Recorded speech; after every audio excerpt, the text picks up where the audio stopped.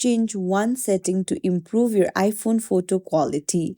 Hey everyone, welcome back to the channel. If you are new here, don't forget to hit the subscribe button and turn on the notification bell to not miss any updates. So, this video highlights a simple setting change that can significantly enhance iPhone's photo quality. For that, head over to your settings app, then go to camera, then go to formats, and you'll find the Apple Pro RAW. You just have to toggle it on. So, Pro RAW is a 12-bit file that uses the linear DNG format to retain more information and dynamic range in the file.